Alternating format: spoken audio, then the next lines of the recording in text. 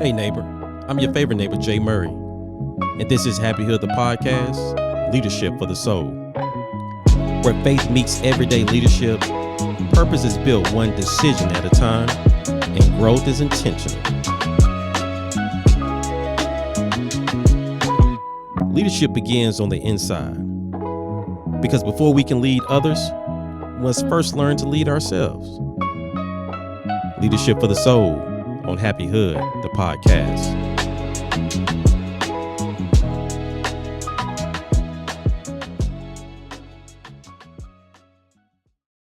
You know, there's a quiet pressure that comes with leadership.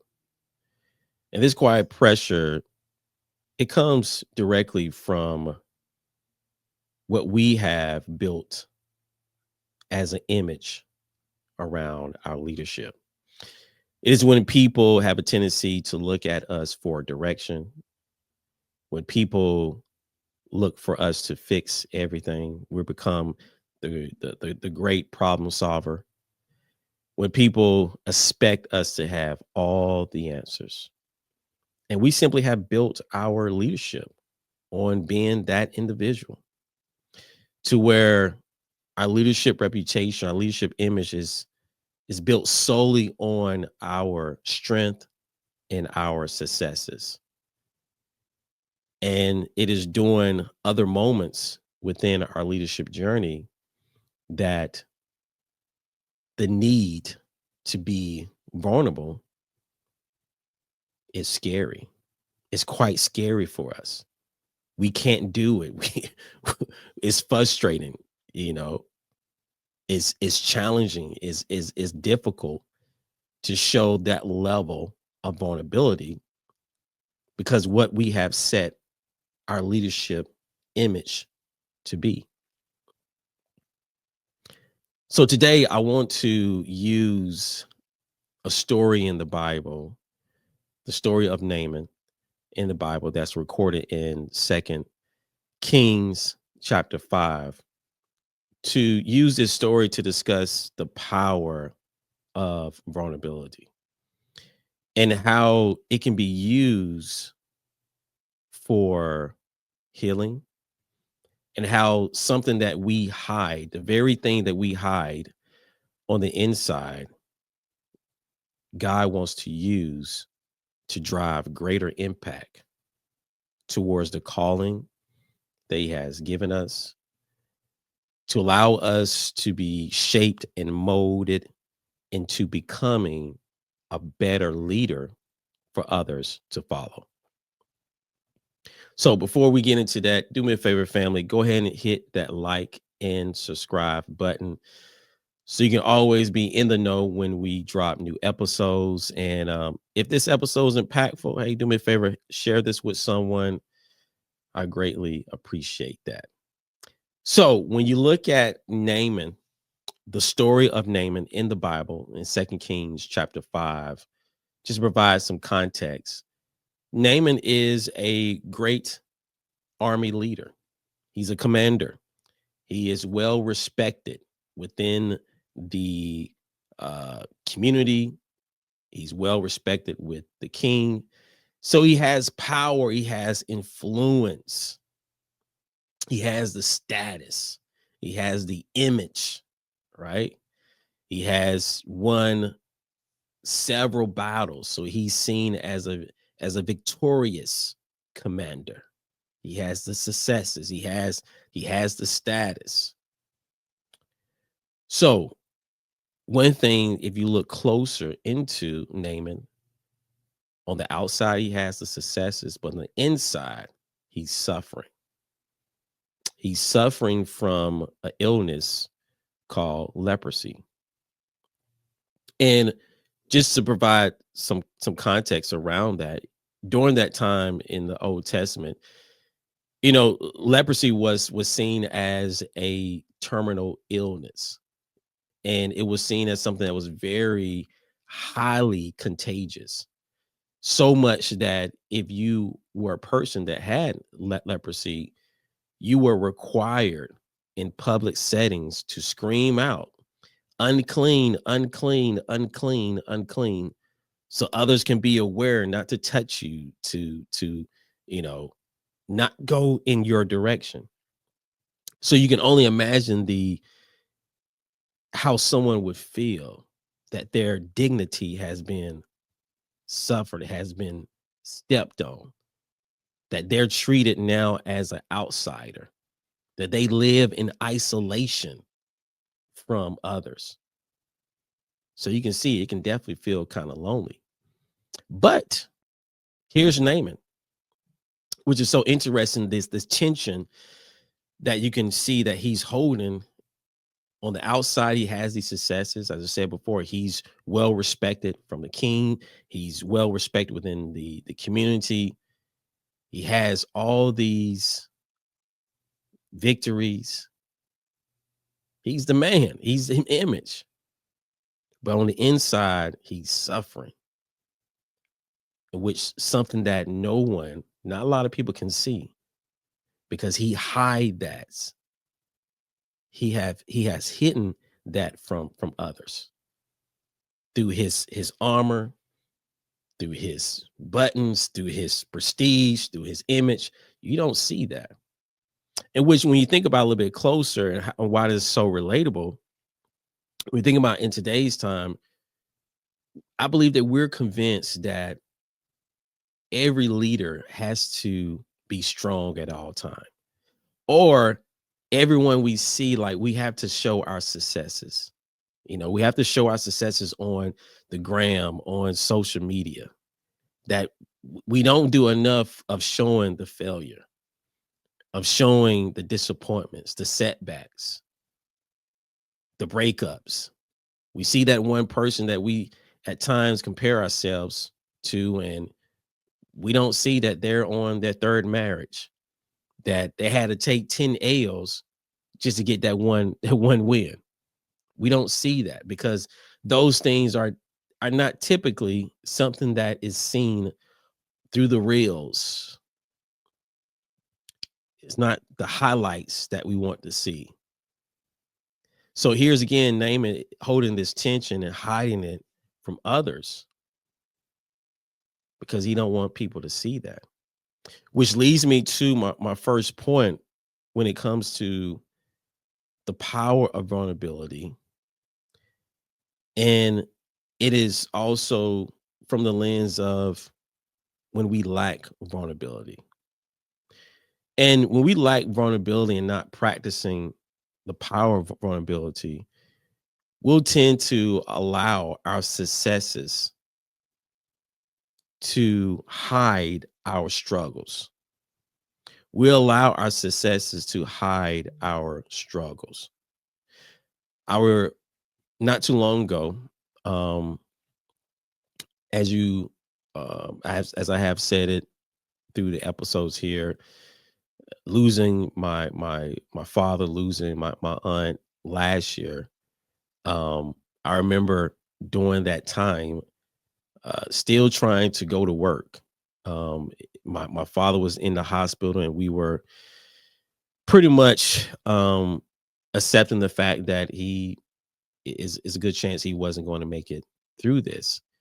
And not too long ago, going to my aunt's funeral and still trying to go to work and still trying to show the face, trying to put on the face, trying to wear the mask, and people asking you, "Hey, how you doing?" I'm fine, but deep down, I was struggling. And I remember just, where I just couldn't take it anymore, where I felt like a pain in my upper chest. And I remember going to my manager and telling, "Hey, I just need some time to work from home. I don't know. I just need some time off." And as I'm telling her why and the news about my father, I remember just kind of just crying. I mean, crying, you know, crying. And during that time, I was crying. I said something stupid of saying, "I'm sorry. I apologize for crying. I'm sorry, I'm being emotional." And she said, "Why are you saying sorry? Why are you apologizing? You don't have to apologize. Release it. Like, it's okay."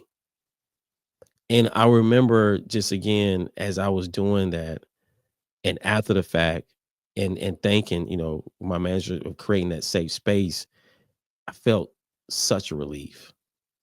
I felt such a relief that I didn't have to kind of put on this front. I didn't have to put on this front of everything is okay. And that's the danger of success.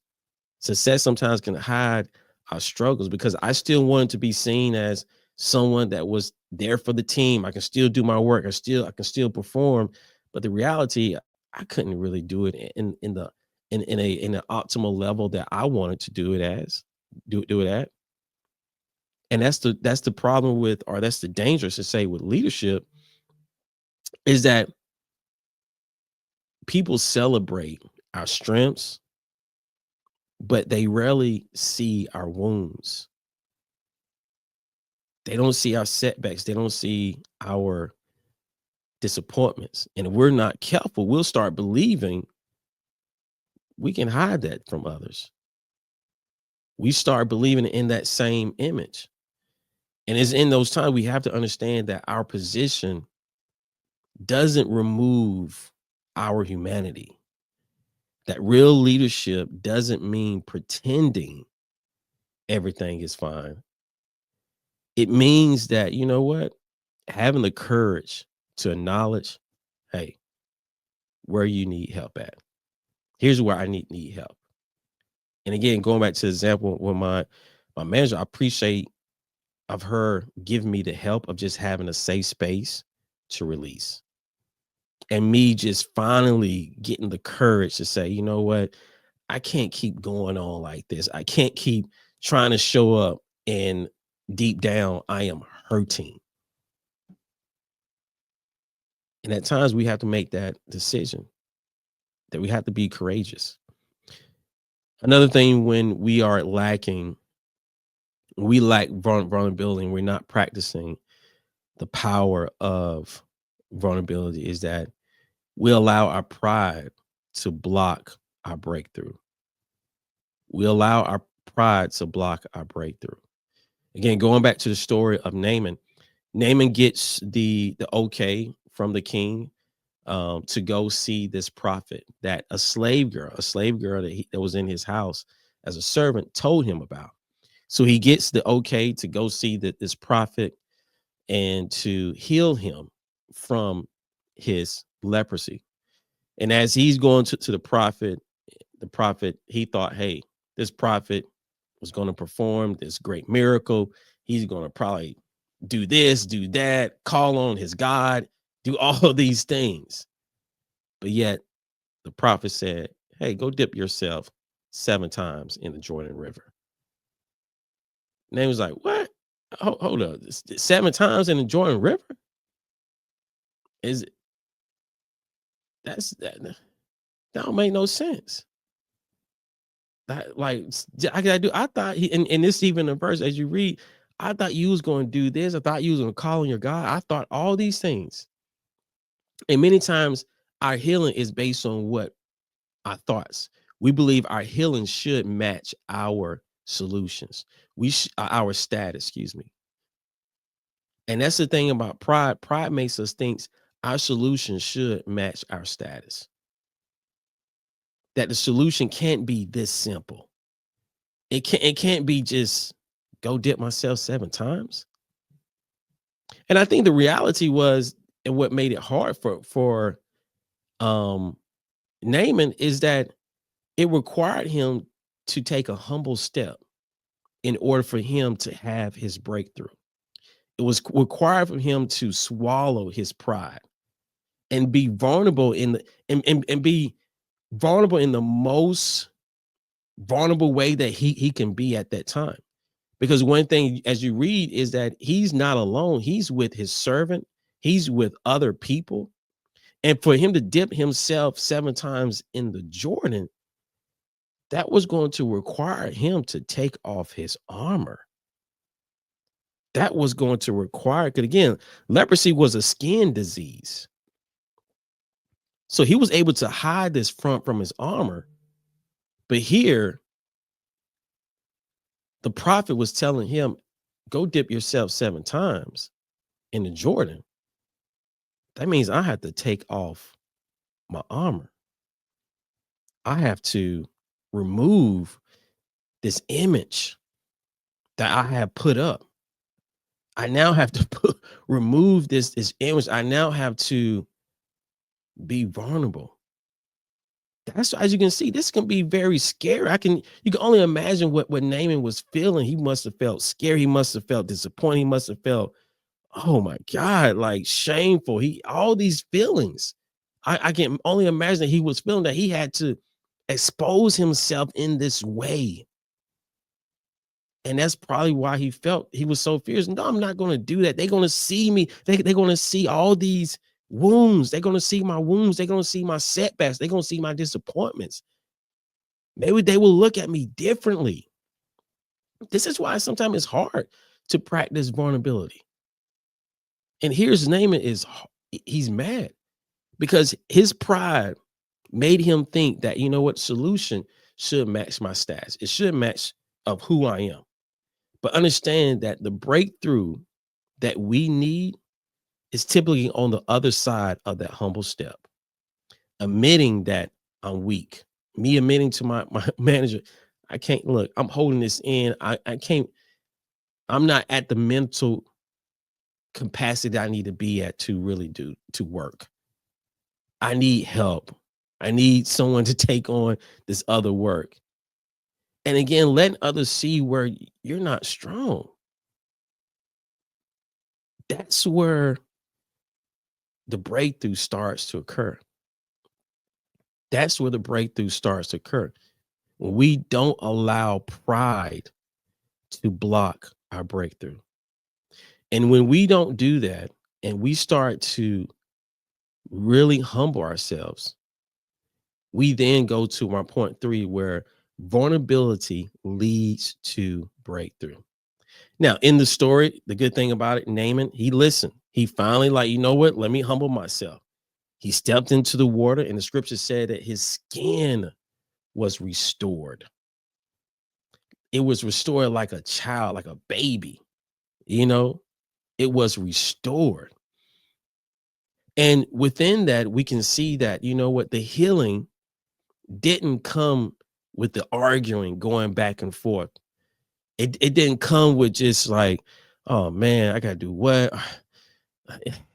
Can you just do this other stuff? No, it came through the power of vulnerability. That the healing happened when he surrendered.